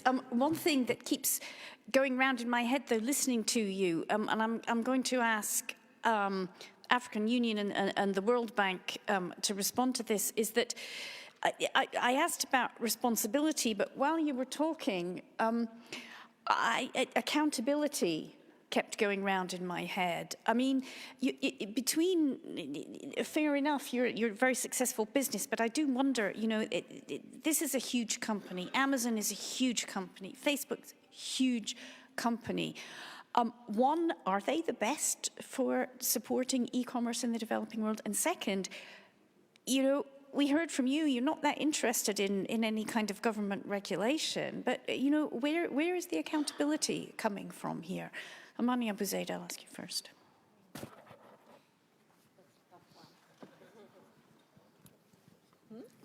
I was saying it's a tough one. Are they the best? Is Facebook or Amazon? Are they the best for e-commerce? I don't know. It all depends on what is our response? Do we come up with something that is as good or better? Or more adapted to our context? This is where the challenge lies. The African Union does not pretend that we're going to substitute ourselves to the private sector, and we do not wish to, but we wish to hear from the private sector. I mean, like Rebecca just said, I mean, I was listening very attentively, and it's not the only forum. She herself, she said she was sitting in that very meeting where we were discussing the digital ID card. So, and this is just one of many instances where the private sector is invited. I was also listening to Alibaba very careful. So the idea here is not whether it is Amazon or is it Facebook, is it whether we have the capability of producing something or a platform that is adapted to the African context by African in our language, with our content, with our products, or somebody else's product. Sorry? And our values. And our values, indeed. indeed, whether we're having this or not. And that's the real question. What does it take for us to get there? What does it take for our countries to get to the level and our people to get to the level where they are able to grow, they're able to develop programs, and we are open also to sharing and learning from other experiences and expertise, and why not adapt some of the existing models or platforms. I know that Alibaba is setting a hub in Rwanda and is working with us. I know that also several platforms are being developed by the UPU across the country, but that's all good. And the idea here is a platform or instrument that is adapted to Africa for African context, in which that allows us to trade among ourselves, but also trade with the world. I'm not chauvinistic when it comes to a particular brand or a particular name.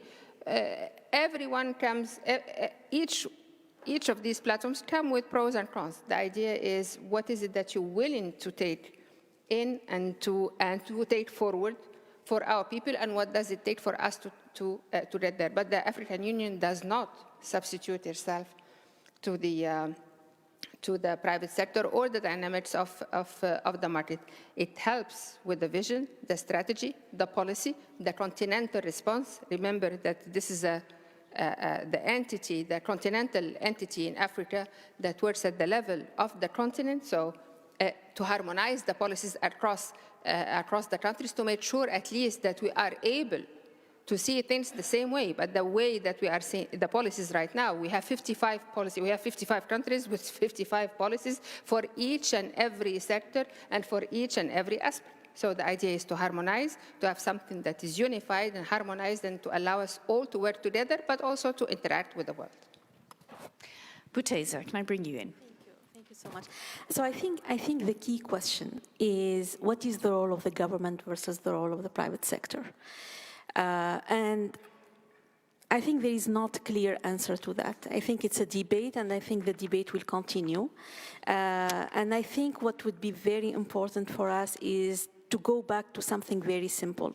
What are the principles that need to be in place to make sure that there is a good enabling environment for the private sector to thrive? And what are the principles that the private sector need to adopt to make sure that, the public good really reaches everyone?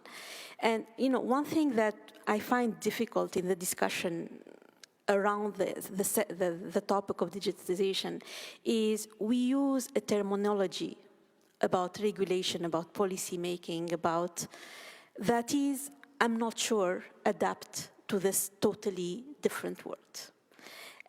So if I speak about regulation, the jargon, the terminology that we use is a terminology of last decade and last century. It's a different market. I think we need to be in a place that we agree that this is not business as usual. That really puts a big issue for us, even in terms of how we think about regulation, how we think about the divide between the public and the private. To me, it's something that requires a new language. It requires a new collaboration scheme. It requires that we agree on the principles. Is this good for humanity? It's something that should put the human being at the center. Technology is a means. It's not the end. We shouldn't be in a space that we say technology is the solution and the problem. I think the human beings should be at the center of it. And the whole discussion about policy and regulation and where the government role should start and where should it end, we need to agree that it's a new language. We're getting the element of it, but the debate is not closed. Mr. Katuyu, and then I would still like to come back to Malavika because she was waiting. I want to talk to that issue and clearly disagree. Brian Wong, the vice president of Alibaba, is a very savvy person. And you listen to him, you will see that the corporate sector behaves in a real good way. I very much appreciate what Alibaba has been doing, even in our partnership, leading by example. But that's not a complete narrative about what the corporate sector is capable of doing or even does as a sector. I listened to Rebecca first, and you know, Rebecca may be from Africa originally, but she's from San Francisco. And the reality about Silicon Valley, it has a very strong community of libertarians who look at the miracles of success and triumph of technology and say the state is an impediment. We can self-regulate. We can be able to do something for ourselves. But our recent experience over the last 20 years has not been very, very true to that self-regulation. If you look at the abuse of monopoly position, if you look at the habit of profit shifting because of negotiated corporate tax rates, what has been reigning in the electronic platform giants, the most successful has been European Union regulations. If we look at the future of consumer protection in the digital era, we cannot wish away the responsibility of states as the prefects of norms and rules of consumer protection. If you look at the challenges of return goods, imagine the tyranny of many of these places where a ship comes from Shanghai, docks in Mombasa, it brings in goods, some procured electronically, and it sails around going towards Panama Canal. It will not be back the same route. It will come back next time it's coming out of Shanghai. And what you acquired is not what you wanted. The nightmare of how do you return what you did not want to buy. That challenge cannot be secured by the responsible behavior of the corporates. It is rules and the residual role of the state as a facilitator. We can blame excesses and inadequate or frustrating rules and procedures, red tape. But the challenge will be, how do we bring to speed the regulator's behavior to be facilitator of good practice, not an inhibition to enterprise? But once you get into the enterprise because of past frustration, that you wish away the role of the state, at a time when you want to grow new thinking on consumer protection, you're walking into dangerous territory. Malavika.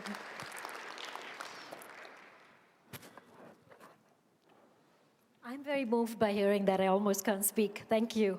I was going to say exactly something very similar, which was around this idea. We look at regulation as if it's a monolith, and we look at it as if it's always pejorative. If we didn't have regulation and laws around health and safety, around driving, around who can be on the road, around what medicines need to look like, what food standards are, what would we be? So I think this idea that all regulation is terrible and the government should just stay out of everything is, as the Secretary General says, a really dangerous idea. So I would really push back against this, a very flat idea of all regulation is bad. I also think that being slow is actually a wonderful thing. And I don't just mean it from a very Silicon Valley move fast, break things retort, but also when you're waiting for a market to develop or a new technology to emerge, you don't necessarily want to go and regulate it out of existence. You want to allow innovation. You also want to wait and see what are the effects that you want to regulate and legislate against. So I think a bad law that comes out very quickly is going to be as terrible as a law that doesn't come about. So I think this whole narrative of, policymaking 2.0 versus technology 4.0, I think that can actually be a very empowering good thing. You wait for things to develop before you decide to do something, because acting quickly also has adverse consequences. And on Mr. Wong's point about network effects, I think network effects is exactly why all the things we're talking about matter, because you cannot leave. I think of platforms as Hotel California. You can check out, but you can never leave, right? It's exactly because of network effects that it can cause exclusion as much as it can cause inclusion. I can't leave, or if I can leave, I can't take my data with me. So I think unless platforms allow for the kind of data portability and the kind of portability of reputation through the scores, I think you are going to have exclusion as much as you're going to have inclusion. So I think seeing it as purely a positive good is a very narrow view of things. And on Rebecca's point about values, I think much as I love the idea that we want everything to be local, respectful of culture, tradition, heritage all around the world, and that these things are diverse and for a very good reason, I think the reason we keep coming back to the rights framework is that it's universal.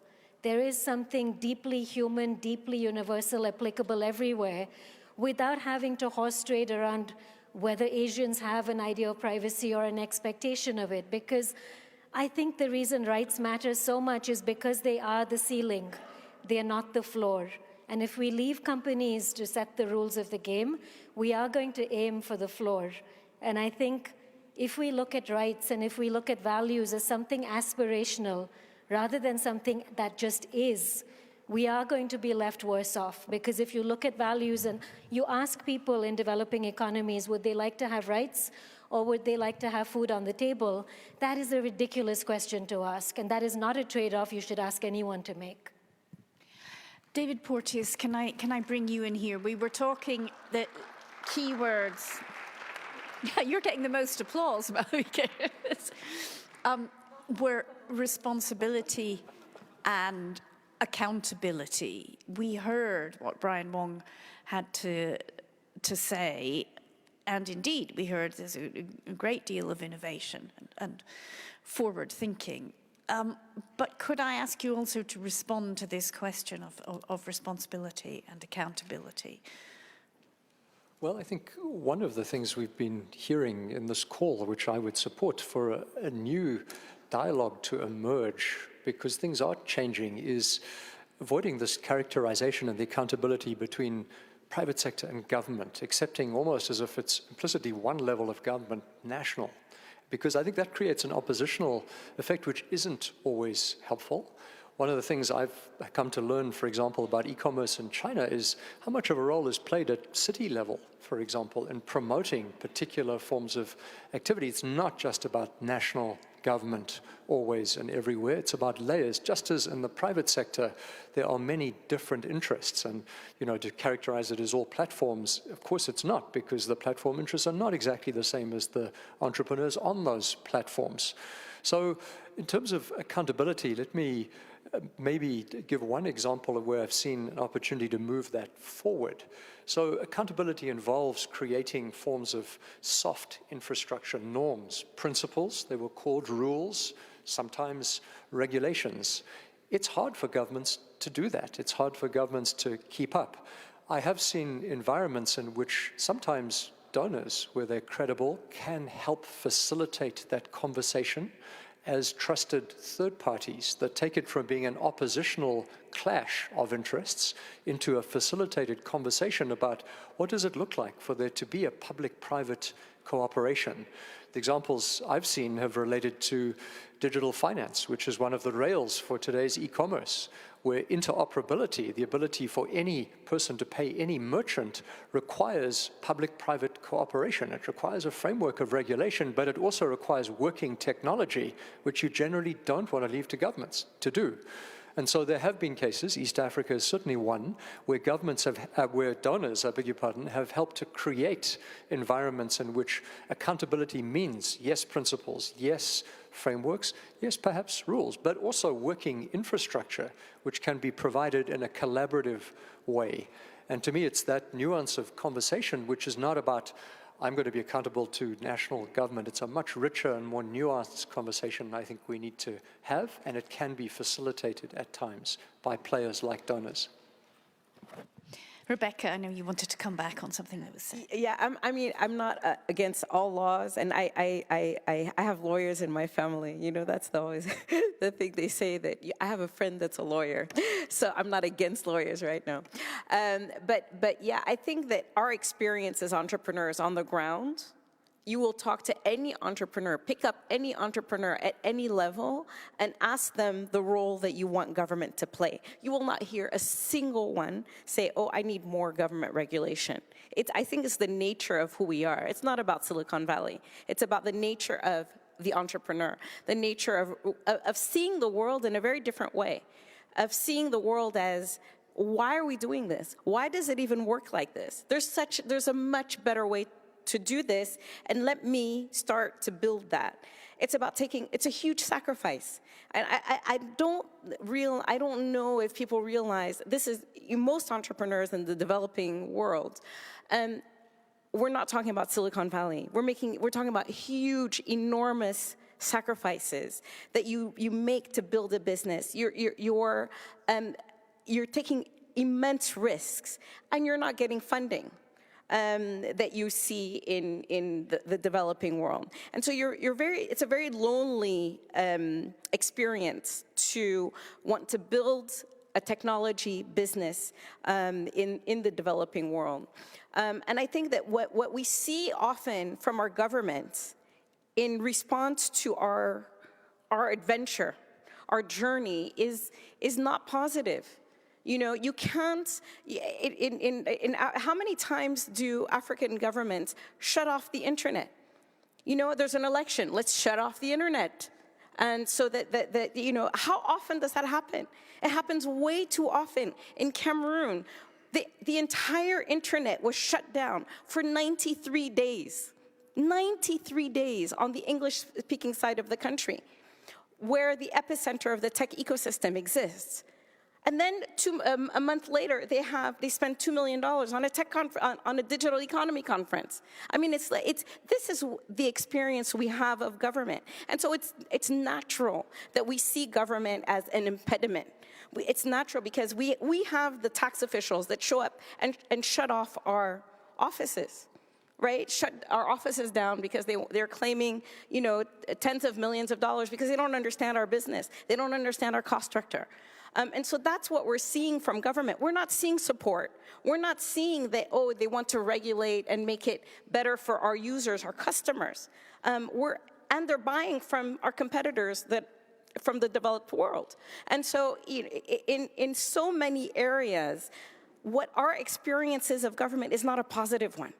And so I think, for me, these international organizations and the donor organizations are so, I mean, for me, it's great.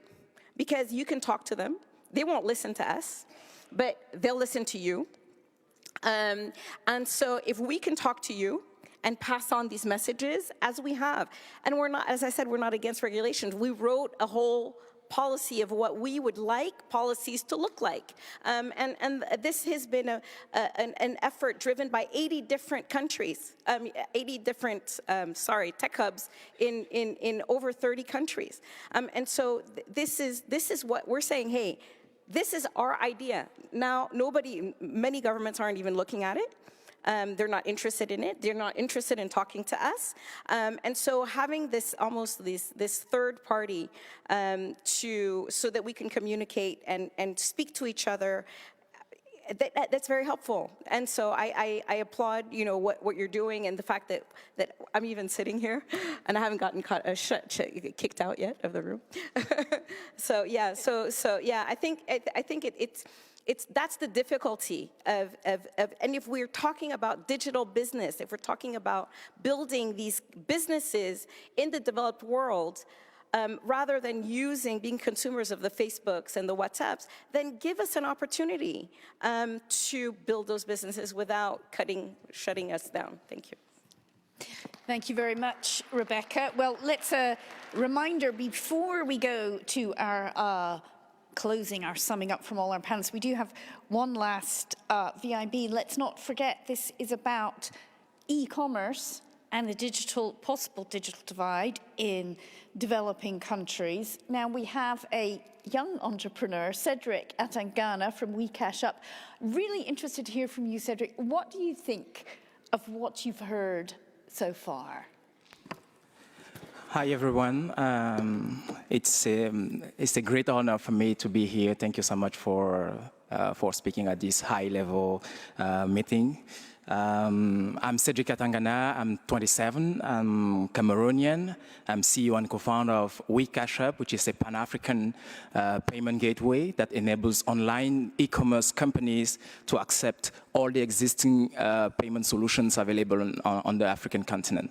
Africa is 1.2 billion people, but we are 54 countries with more than 155 local mobile payment solutions.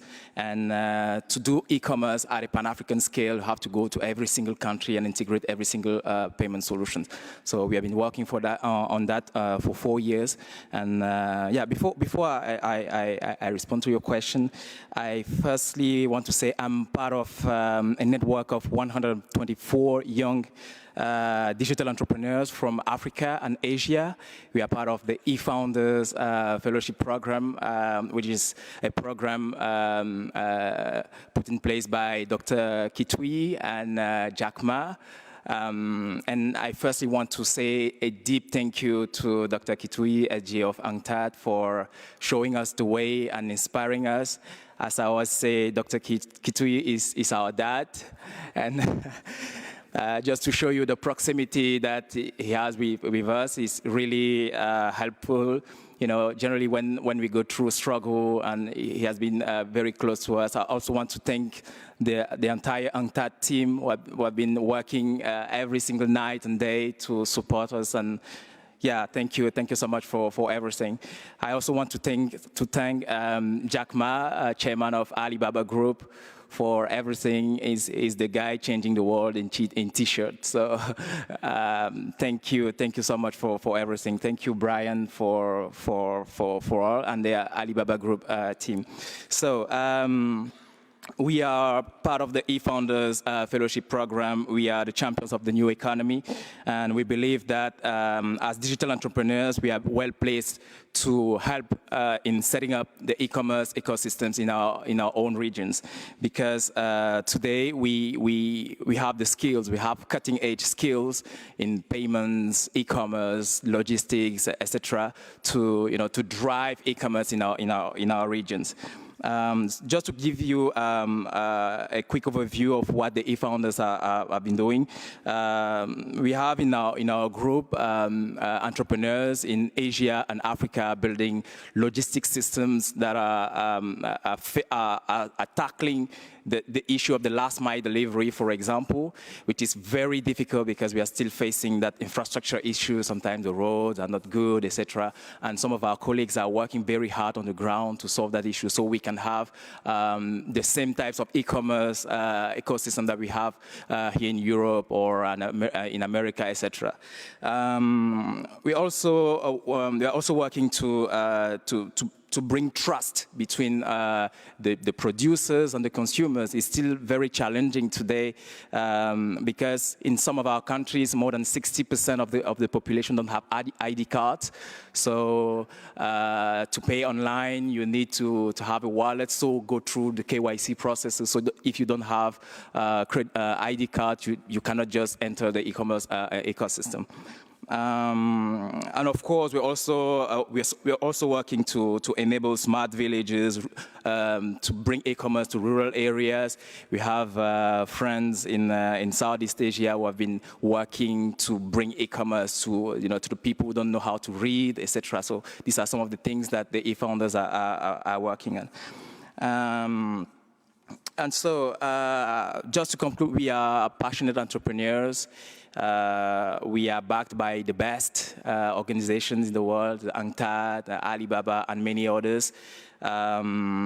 We, as Jack always say, we are small is beautiful, small is powerful.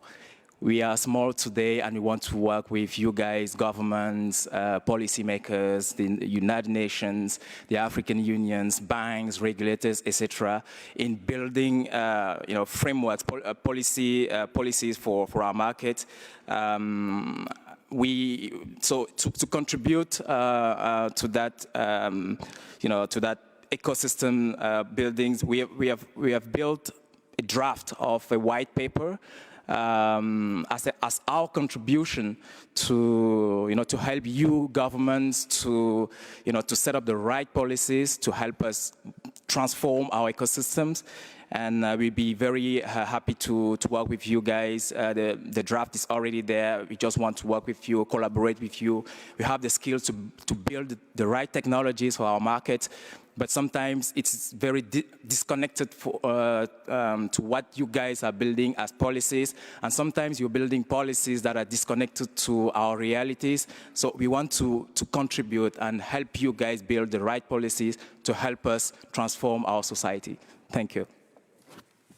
Thank you very much, Cedric. Very, very clear elucidation of what an up-and-coming e-business could need. We're getting close, very close actually, to the end of this panel. So what I'm going to do is ask our panelists just for a brief takeaway and a look to the future, where we should go with the topics we've discussed. Key things that I have noticed: trust, regulation, yes or no, data protection, connectivity, inclusivity.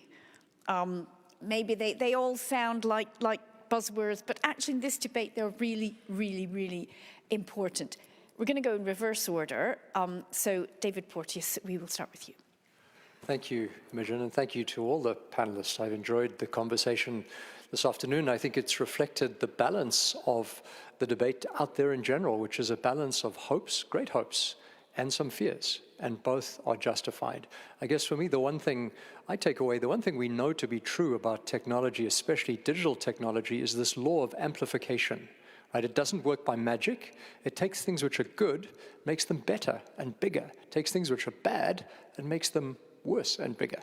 And so I think we sit on the cusp of some of that. And as we look at the emergent effects of what's going on, I want to encourage governments and platforms here to look at the emergent effects of African and other entrepreneurs who are starting to use these tools in creative, productive ways, because with them lies the future. They're coming through, but they need some support, some help. And that's the message I would leave with. Thank you. Thank you very much. Malavika, closing words from you. I think panels like this always end you forced into two sort of stereotypes of positions, and I think that's interesting and provocative. I'm sure we're in violent agreement about things off stage. But I think the internet shutdowns point that you made was a really good example of how our roles are so dynamic. On a particular issue, civil society, the private sector, academia might all be in complete agreement that internet shutdowns are terrible, whether it's because they stop commerce or because they stop assembly, speech, expression. It's the same phenomenon affecting all of these different rights. And I think those are areas where we can be in complete agreement, in the same way that privacy rights are espoused by the gun lobby in the US. I wouldn't agree with the gun lobby on anything else, but I would on privacy. So I think we make strange bedfellows when it comes to issues. So I think the big takeaway for me is that none of our positions are rigid, and none of our approaches to regulation or law or solutions are rigid, and that there's a whole toolkit and a spectrum of solutions. And I think where we really need the wisdom is in knowing which to pick and when. Rebecca? Yes, the reverse order from how we started. Okay. I think that for me, the key word out of here is trust. And what I'd like is that the regulators and the governments and the international organizations trust us, the entrepreneurs, where regulations are written by human beings, technology is built by human beings, and I think that there's an absence of trust. And I think this is the beginning of the dialogue that will create that trust. Thank you. Ruteza, what about you? Particularly with regard to trust, which I'm assuming has to be also earned, doesn't it? No, thank you so much. So I think in addition to the word that you used to summarize the session, I would want to add something about collaboration. So I think this space is evolving very fast, and I don't think there are clear answers there. And I think we need to all agree that we're all playing together in the sandbox. And it will evolve. Agility is key. That, you know, we test things and then we agree if they are not working well, that we need to revisit. But that requires a very strong collaboration between partners, and it's many, many levels of collaboration. Collaboration between the public and private. I think each one is using a different language, and we need to get close to a common language for this space.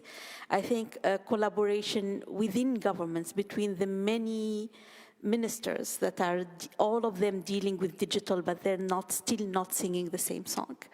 The Minister of ICT versus the Minister of Finance on issues related to taxation, the Minister of Health, the Minister of Agriculture. So that's a language of collaboration that we need to have.